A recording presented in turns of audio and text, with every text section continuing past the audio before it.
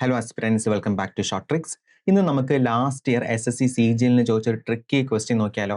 ഇവിടെ നിങ്ങൾ ഈ ഒരു ക്വസ്റ്റ്യൻ നോക്കുന്ന സമയത്ത് നിങ്ങൾക്ക് തോന്നും ഈ ഒരു ക്വസ്റ്റ്യൻ വളരെയധികം സിമ്പിളായിട്ട് നിങ്ങൾക്ക് ഫീൽ ചെയ്യും അല്ലേ. ഇതാണ് ഈ ഒരു ക്വസ്റ്റ്യൻ്റെ ഏറ്റവും വലിയ ട്രാപ്പ് എന്ന് പറയുന്നത്. അപ്പോൾ ഞാൻ എന്തുകൊണ്ടാണ് ഈ ഒരു ക്വസ്റ്റ്യൻ ട്രാപ്പ് എന്ന് വിളിച്ചതെന്നുള്ളത് ഞാൻ പറഞ്ഞു തരാം. അപ്പോൾ ആദ്യം തന്നെ നമുക്ക് ഈ ഒരു ക്വസ്റ്റ്യൻ നമുക്ക് ഫസ്റ്റ് മനസ്സിലാക്കണം എന്താണെന്നുള്ളത്. ഇവിടെ എന്താ ഈ ക്വസ്റ്റ്യനിൽ പറഞ്ഞിരിക്കുന്നത്? A payment of ₹120 is made എന്ന് പറഞ്ഞിട്ടുണ്ട്. അതായത് ഇവിടെ ഒരു ട്രാൻസാക്ഷൻ നടന്നിട്ടുണ്ട് അല്ലെങ്കിൽ ഒരു പേയ്മെന്റ് നടത്തിയിട്ടുണ്ട്. എത്ര രൂപയുടെ പേയ്മെന്റ് ആണ്? ₹120 പേയ്മെന്റ് ആണ്. എന്തൊക്കെ വെച്ചിട്ടാണ്? ₹10 കോയിൻ, ₹5 കോയിൻ, ₹2 കോയിൻ. അതായത് ഈ ഒരു 3 ഡിനോമിനേഷൻസ് വെച്ച് മാത്രമാണ് ഈ ഒരു ട്രാൻസാക്ഷൻ ഇവിടെ നടത്തിയിരിക്കുന്നത്. പിന്നെ എന്താ പറഞ്ഞിരിക്കുന്നത്? Total of 25 coins are used എന്ന് പറഞ്ഞിട്ടുണ്ട്. അതായത് ഇവിടെ രണ്ട് ഇമ്പോർട്ടൻ്റ് ആയിട്ടുള്ള വാല്യൂസ് നമുക്ക് തന്നിട്ടുണ്ട്. ഒന്നാമത്തെന്ന് പറയുന്നത് ടോട്ടൽ എമൗണ്ട് പറഞ്ഞിട്ടുണ്ട് ₹120 ആണെന്നുള്ളത്. രണ്ടാമത് എന്താ പറഞ്ഞിരിക്കുന്നത്? ടോട്ടൽ നമ്പർ ഓഫ് കോയിൻസ് നമ്മളോട് പറഞ്ഞിട്ടുണ്ട് 25 ആണെന്ന് പറഞ്ഞിട്ടുണ്ട്. അപ്പൊ ഈ രണ്ട് പ്രധാനപ്പെട്ട വാല്യൂസ് നമുക്ക് തന്നിട്ടുണ്ട്. പിന്നെ ക്വസ്റ്റ്യൻ എന്താ പറഞ്ഞിരിക്കുന്നത്? എത്ര ₹10 കോയിൻസ് ഈ ഒരു ട്രാൻസാക്ഷന് വേണ്ടിയിട്ട് യൂസ് ചെയ്തു എന്നാണ്. നമുക്ക് ശരിക്കും അറിയാവോ എത്ര രൂപയാണ് അല്ലെങ്കിൽ എത്ര രൂപയുടെ അല്ലെങ്കിൽ 10 രൂപയുടെ എത്ര കോയിനാണ് യൂസ് ചെയ്തിരിക്കുന്നത്, അല്ലെങ്കിൽ എത്ര 5 രൂപയുടെ കോയിൻസ് ആണ് യൂസ് ചെയ്തിരിക്കുന്നതെന്ന് നമുക്കറിയില്ല. ആകെ നമുക്കറിയാവുന്ന രണ്ട് കാര്യങ്ങളാണ്. ടോട്ടൽ നമ്പർ ഓഫ് കോയിൻസ് പറഞ്ഞിട്ടുണ്ട് 25 ആണെന്ന്. അതുപോലെ തന്നെ ടോട്ടൽ എമൗണ്ട് പറഞ്ഞിട്ടുണ്ട് 120 ആണെന്ന്. അപ്പൊ നമുക്ക് ഇവിടെ എന്ത് ചെയ്യണം എന്ന് ചോദിച്ചാൽ, ഞാൻ നേരത്തെ പറഞ്ഞതുപോലെ ഈ ഒരു ക്വസ്റ്റ്യൻ ട്രാപ്പ് എന്ന് പറഞ്ഞല്ലോ. അപ്പൊ നമ്മളിത് പ്രോപ്പർ ആയിട്ട് പഠിക്കാതെയാണ് നമ്മൾ ഈ ഒരു ക്വസ്റ്റ്യൻ ചെയ്യുന്നതെന്നുണ്ടെങ്കിൽ നമുക്ക് എന്ത് കിട്ടും? നമുക്കിവിടെ പണി കിട്ടും. അത് എന്തുകൊണ്ടെന്ന് വെച്ച് കഴിഞ്ഞാൽ നമുക്ക് ഒരുപാട് ക്വസ്റ്റ്യൻസ് പ്രാക്ടീസ് ചെയ്യുമ്പോൾ നമുക്ക് ഇതുപോലത്തെ ടൈപ്പ് ക്വസ്റ്റ്യൻസ് നമുക്ക് കിട്ടും. അപ്പൊ അതുവഴി നമുക്ക് എന്ത് ചെയ്യാൻ പറ്റും? നമുക്ക് ഇവിടെ ഇത്തരം ക്വസ്റ്റ്യൻസിൽ എന്ത് മെത്തഡോളജിയാണ് അപ്ലൈ ചെയ്യേണ്ടത് അല്ലെങ്കിൽ എന്ത് കോൺസെപ്റ്റ് ആണ് അപ്ലൈ ചെയ്യേണ്ടത് എന്നുള്ള ഒരു ഐഡിയ നമുക്ക് വരും അല്ലേ.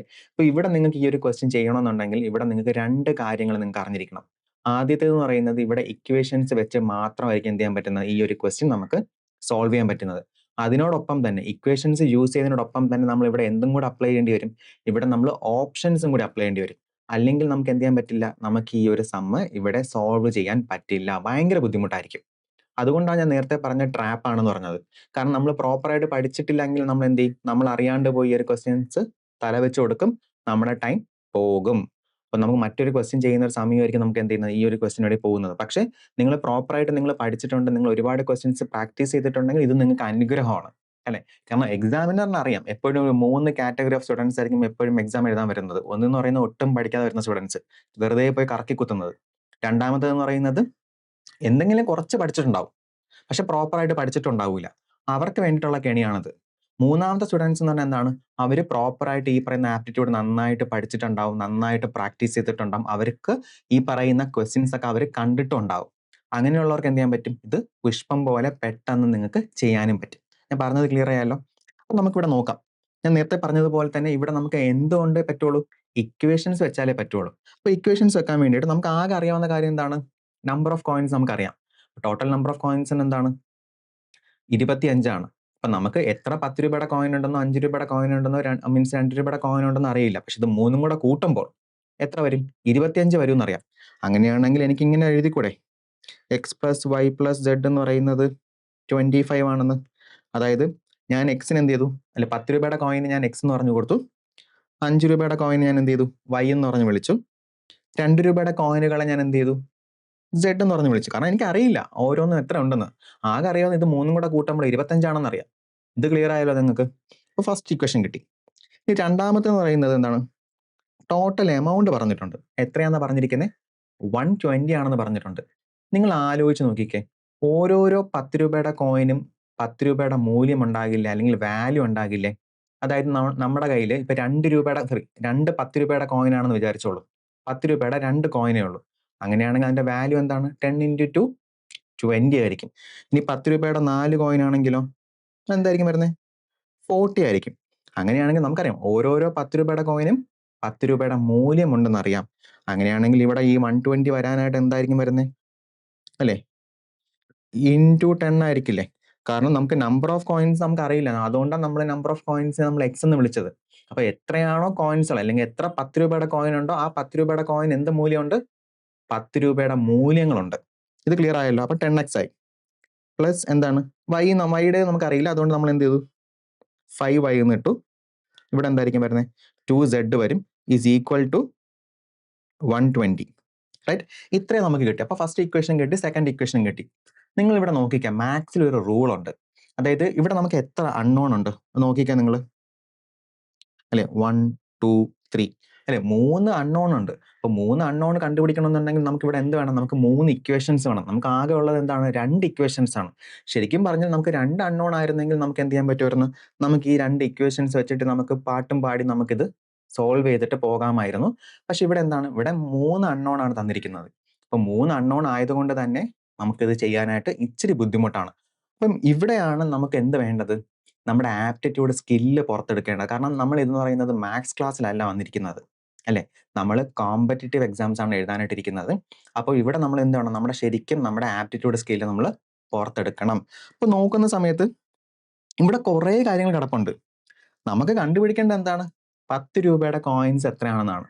അങ്ങനെയാണെങ്കിൽ നമുക്ക് 3 അൺനോൺ കണ്ടുപിടിക്കാനാണ് പാടുള്ളത്. നമുക്ക് വേണമെങ്കിൽ ഈ ഒരു ഇക്വേഷനിൽ നിന്നിട്ട് ഏതെങ്കിലും ഒരെണ്ണത്തിനെ എടുത്ത് പുറത്ത് കളഞ്ഞൂടെ? നിങ്ങൾ ആലോചിക്കുക, ഏതെങ്കിലും ഒരെണ്ണത്തിനെ നമുക്ക് എന്ത് ചെയ്യാം? തൂക്കിയെടുത്ത് വെളിയിൽ കളയാം. അപ്പൊ നോക്കുന്ന സമയത്ത് നിങ്ങൾ എക്സിനെ എടുത്ത് കളയരുത്. കാരണം എന്താണ്? എക്സ് ആണ് കണ്ടുപിടിക്കാൻ പറഞ്ഞിരിക്കുന്നത്. ബാക്കി നമുക്ക് വൈനോ സെഡിനോ നമുക്ക് എന്ത് ചെയ്യാം? വേണമെങ്കിൽ എടുത്ത് കളയാം. അപ്പൊ നോക്കുന്ന സമയത്ത് ആരൊക്കെയുള്ള? ഒന്ന് 5y ഉണ്ട്, ഒന്ന് 2z ഉണ്ട്. കുറച്ചും കൂടി ഈസി എന്ന് പറയുന്നത് 2z എടുത്ത് കളയുന്നതാണ്. അപ്പൊ അതുകൊണ്ട് എന്ത് ചെയ്തു? ഞാൻ z എടുത്ത് കളയാൻ നോക്കുവാണ്. അപ്പൊ അങ്ങനെയാണെങ്കിൽ ഇവിടെ എന്ത് ചെയ്യാം? ഇവിടെ 2z അല്ലേ? അപ്പൊ അതുകൊണ്ട് തന്നെ ഞാൻ എന്ത് ചെയ്തു? ഇൻറ്റു 2 ചെയ്യുവാണ്. ഇൻറ്റു 2 ചെയ്യുവാണെങ്കിൽ ഇവിടെ എന്തായിരിക്കും വരുന്നത്? അല്ലെ, 2x വരും. 2x plus 2y plus 2z വരും. ഇസ് ഈക്വൽ ടു എന്ത് പറഞ്ഞു വരും? 50 എന്ന് പറഞ്ഞു വരും, അല്ലേ? അങ്ങനെയാണെങ്കിൽ നമ്മളിവിടെ മൈനസ് ചെയ്യുവാണെങ്കിലോ, ഇതിനെ രണ്ടിനെ മൈനസ് ചെയ്യുവാണെങ്കിൽ എന്തായിരിക്കും വരുന്നത്? ഈ 2z ഈ 2z കിട്ടും, വെട്ടിപ്പോവുമല്ലോ, ക്യാൻസൽ ആയി പോവുമല്ലോ. അങ്ങനെയാണെങ്കിൽ ബാക്കി ഇനി എത്രയാ ഉള്ളത്? അല്ലെ, 8x ഉണ്ട്. 8x plus 3y is equal to എന്ത് പറഞ്ഞു വരും? 70 എന്ന് പറഞ്ഞു വരും. നിങ്ങൾ നോക്കിക്കേ, അപ്പൊ നമുക്ക് ഇവിടെ ലാസ്റ്റ് ഒരു ഇക്വേഷൻ കിട്ടി. എന്താണ്? 8x plus 3y is equal to 70 എന്ന് പറഞ്ഞു വരും. അപ്പൊ നമുക്ക് ഇനി ആകെ ചെയ്യാൻ പറ്റുന്ന കാര്യം എന്താണ്? ഈ ഒരു ഇക്വേഷനിൽ നമുക്കിനി ഞാൻ നേരത്തെ പറഞ്ഞതുപോലെ ഓപ്ഷൻസ് സബ്സ്റ്റിറ്റ്യൂട്ട് ചെയ്യുക എന്നുള്ള ഒരു ഓപ്ഷൻ മാത്രമേ നമ്മുടെ കയ്യിലുള്ളൂ, അല്ലെ? തന്നിരിക്കുന്ന ഓപ്ഷൻസ് എന്ത് ചെയ്യുക? ഈ എക്സിന്റെ, കാരണം ഇവിടെ എല്ലാം എന്താണ്? ഇതെല്ലാം എക്സിന്റെ വാല്യൂസ് ആണ്, അല്ലെ? ഇതൊക്കെ എന്താണ്? എക്സിന്റെ വാല്യൂസ് ആണ്. അപ്പൊ ഈ തന്നിരിക്കുന്ന എക്സിന്റെ വാല്യൂസ് എന്ത് ചെയ്യുക? ഈ ഒരു ഇക്വേഷനിൽ സബ്സ്റ്റിറ്റ്യൂട്ട് ചെയ്യുക. ഇത് മാത്രം നമ്മളെ കൊണ്ട് ചെയ്യാൻ പറ്റുള്ളൂ, അല്ലേ? പക്ഷേ നമ്മൾ അങ്ങനെ എക്സിന്റെ വാല്യൂ നമ്മൾ ഇവിടെ സബ്സ്റ്റിറ്റ്യൂട്ട് ചെയ്യുമ്പോൾ ഇവിടെ കിട്ടാൻ പോകുന്നത് എന്താണ്? ഇവിടെ കിട്ടാൻ പോകുന്നത് y ആയിരിക്കും. നിങ്ങൾ ആലോചിച്ച് നോക്കിക്കേ, നമുക്കിവിടെ എക്സ് സബ്സ്റ്റിറ്റ്യൂട്ട് ചെയ്യണമെങ്കിൽ എന്ത് ചെയ്യണം? ഇത് ഈ സൈഡ് പോകണം, ആണല്ലോ? അപ്പൊ അങ്ങനെ ചെയ്യുമ്പോൾ എന്തായിരിക്കും വരുന്നത്? 3y is equal to 70 minus 8x എന്ന് പറഞ്ഞു വരും, അല്ലേ? അപ്പം എക്സിന് നമ്മൾ എന്ത് ചെയ്യണം? നമ്മൾ സബ്സ്റ്റിറ്റ്യൂട്ട് ചെയ്യണം. അങ്ങനെ സബ്സ്റ്റിറ്റ്യൂട്ട് ചെയ്യുന്ന സമയത്ത് എന്ത് കിട്ടും? അല്ലേ, ഡിവൈഡഡ് ബൈ 3 വരും. കാരണം y കണ്ടുപിടിക്കണമല്ലോ. കാരണം നമുക്ക് അൾട്ടിമേറ്റ്ലി ലാസ്റ്റ് കിട്ടാൻ പോകുന്നത് y ആണ്. അപ്പൊ y is equal to 70 minus 8x by 3 എന്ന് പറഞ്ഞു വരും. നിങ്ങൾ ഇതിന്റെ ശരിക്കുള്ള ബ്യൂട്ടി എന്ന് പറയുന്നത് ഈ ഒരു ലാസ്റ്റ് ഇക്വേഷനിലാണ്.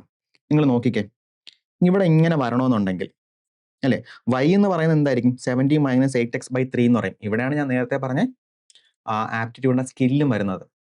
അതായത് നമുക്ക് ഇവിടെ ഈ പറയുന്ന എക്സിന് നമുക്ക് തന്നിരിക്കുന്ന ഈ വാല്യൂ എല്ലാം നമ്മൾ ഓരോന്ന് വീതം നമ്മൾ ഇട്ട് നോക്കുന്ന സമയത്ത് നമുക്കൊരു ന്യൂമറേറ്റർ കിട്ടും.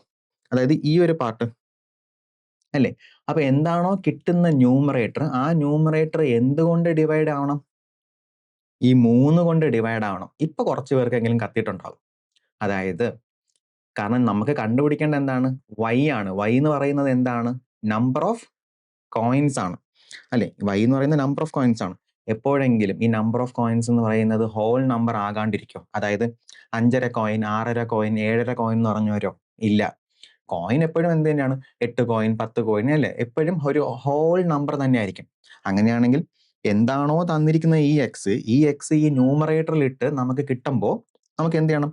ഈ 3 കൊണ്ടും കംപ്ലീറ്റ് ആയിട്ട് ഡിവൈഡ് ആവണം. ഇതാണ് ഈ ഒരു സമ്മിന്റെ ലോജിക് എന്ന് പറയുന്നത്. ഇത് കൃത്യമായിട്ട് ചെയ്താൽ എന്ത് കിട്ടും? എക്സ് കിട്ടും. പറഞ്ഞത് ക്ലിയർ ആയോ? അങ്ങനെയാണെങ്കിൽ നമുക്ക് എന്ത് ചെയ്യാം? നമുക്ക് ഓരോന്നിലും നമുക്ക് എക്സിന്റെ വാല്യൂ ഇട്ട് നോക്കാം. ഞാൻ തൽക്കാലത്തേക്ക് ഞാൻ ഇതിവിടെ മേളിൽ എഴുതുവാണ്. അപ്പോൾ y is equal to എന്തായിരിക്കും വരുന്നത്? 70 മൈനസ് 8x വരും. 8x ബൈ 3 വരും. അപ്പൊ നമുക്ക് എക്സിന് പകരം നമ്മൾ എന്ത് ചെയ്യാം? ആദ്യത്തെ വാല്യൂ ഇട്ട് കൊടുക്കാം. അപ്പൊ ആദ്യത്തെ വാല്യൂ 6 ആണെങ്കിൽ എന്തായിരിക്കും വരുന്നത്? 8 into 6 എന്ന് പറയുന്നത് 48 വരും. അതായത് 70 മൈനസ് 48 എന്ത് പറഞ്ഞു വരും? നിങ്ങൾക്ക് 22 എന്ന് പറഞ്ഞ് കിട്ടും. ഈ 22 ബൈ 3 എന്ന് പറഞ്ഞാൽ അത് 3 കൊണ്ട് ഡിവൈഡ് ചെയ്യാൻ പറ്റുന്നതാണോ? അല്ല. അപ്പൊ എന്തല്ല? ഈ 6 അല്ല. ഇനി നമ്മൾ 4 കൊടുക്കുകയാണെങ്കിലോ? സോറി 4 കൊടുക്കുകയാണെങ്കിൽ എന്തായിരിക്കും വരുന്നത് എക്സിന്? അതായത് 8 4s are 32 വരും. അപ്പോൾ 70 മൈനസ് 32 എന്ന് പറയുന്നത് 38 വരും. ഈ 38 നമുക്ക് 3 കൊണ്ട് ഡിവൈഡ് ചെയ്യാൻ പറ്റുമോ? പറ്റില്ല അല്ലേ? അപ്പൊ നമ്മൾ എന്ത് ചെയ്യും? 4ഉം അല്ല. ഇനി 10 ആണെങ്കിലോ? 10 ആണെങ്കിൽ നിങ്ങൾ ആലോചിച്ച് നോക്ക് അല്ലെ, 8 10s are 80 ആണ്. അപ്പം 70 മൈനസ് 80 എന്ന് പറഞ്ഞാൽ എന്താ വരുന്നത്? -10 വരും. എവിടെയെങ്കിലും ഈ പറയുന്ന നമ്പേഴ്സ് നിങ്ങൾക്ക് -10 അല്ലെങ്കിൽ -10 എന്നോ -2 എന്നോ -5 എന്നോ വരും? ഒരിക്കലും വരില്ല. അപ്പൊ അതുകൊണ്ട് തന്നെ എന്തല്ല, ഈ 10ഉം അല്ല. അങ്ങനെയാണെങ്കിൽ പിന്നെ 8 തന്നെ ആയിരിക്കും. ഇനി നമുക്ക് 8ന്റെ വാല്യൂ ഇട്ട് നോക്കാം. അപ്പൊ എന്തായിരിക്കും വരുന്നത്? 8 8s are 64 വരും. അപ്പം 70 മൈനസ് 64 വരുമ്പോൾ എന്തായിരിക്കും വരുന്നത്? നിങ്ങൾക്ക് 6 എന്ന് പറഞ്ഞ് കിട്ടും. അതായത് ഇവിടെ ന്യൂമറേറ്ററിൽ എന്താ വരുന്നത്? അല്ലെ, എക്സിന് നമ്മൾ 8 എന്നുള്ള വാല്യൂ കൊടുക്കുകയാണെങ്കിൽ ഇവിടെ എന്ത് പറഞ്ഞു വരും? ഇവിടെ നമുക്ക് 6 എന്ന് പറഞ്ഞു വരും. 6 എന്ന് പറയുന്ന 3 കൊണ്ട് കംപ്ലീറ്റ് ആയിട്ട് ഡിവൈഡ് ചെയ്യാൻ പോകുന്നതല്ലേ. അപ്പൊ അങ്ങനെയാണെങ്കിൽ ഇവിടുത്തെ ആൻസർ എന്തായിരിക്കും? ഓപ്ഷൻ ഡി ആയിരിക്കും. ശരിക്കും നിങ്ങൾക്ക് ഇത്തരം ക്വസ്റ്റ്യൻസ് ഒക്കെ കിട്ടുവാണെങ്കിൽ നിങ്ങൾക്ക് അനുഗ്രഹമാണ്. നിങ്ങൾ നന്നായിട്ട് നിങ്ങൾ പ്രാക്ടീസ് ചെയ്തിട്ടുണ്ടെങ്കിൽ. അപ്പോൾ ഞാൻ എൻ്റെ ഒരു പേഴ്സണൽ സജഷൻ എന്ന് പറയുന്നത് നിങ്ങൾ ഒരുപാട് ക്വസ്റ്റ്യൻസ് എന്ത് ചെയ്യുക, പ്രാക്ടീസ് ചെയ്യുക. അപ്പം നിങ്ങൾ ഒരിക്കലും നിങ്ങളിപ്പം UPSC പഠിക്കുന്ന സ്റ്റുഡൻസ് ആണ്, അല്ലെങ്കിൽ നിങ്ങൾ SSC നോക്കുന്ന സ്റ്റുഡൻസ് ആണ്, അല്ലെങ്കിൽ നിങ്ങൾ PSC നോക്കുന്ന സ്റ്റുഡൻസ് ആണ്, അങ്ങനെ ഒരിക്കലും നിങ്ങൾ കരുതരുത്. നിങ്ങൾക്ക് ഏതൊക്കെ ക്വസ്റ്റ്യൻസ് കിട്ടുന്നുണ്ടോ ആ ക്വസ്റ്റ്യൻസ് ഒക്കെ നിങ്ങൾ എന്ത് ചെയ്യുക, നിങ്ങൾ പ്രോപ്പറായിട്ട് നിങ്ങൾ പ്രാക്ടീസ് ചെയ്ത് നോക്കുക. കാരണം ഇവിടെ എല്ലാത്തിനും സിലബസ് ഓൾമോസ്റ്റ് സിമിലർ തന്നെയാണ്. ആകെ വരുന്നത് ഇതിന്റെ ലെവൽ ഓഫ് ഡിഫിക്കൽട്ടി മാത്രമേ എന്ത് ചെയ്യുന്നുള്ളൂ, ക്വസ്റ്റ്യൻസിൽ എപ്പോഴും മാറുന്നുള്ളൂ. അതുകൊണ്ട് തന്നെ നിങ്ങൾക്ക് എവിടെയൊക്കെ നിങ്ങൾക്ക് ക്വസ്റ്റ്യൻസ് കിട്ടോ അവിടെയൊക്കെ നിങ്ങൾ എന്ത് ചെയ്യുക, അത് ചെയ്ത് പ്രാക്ടീസ് ചെയ്യുക. കേട്ടല്ലോ?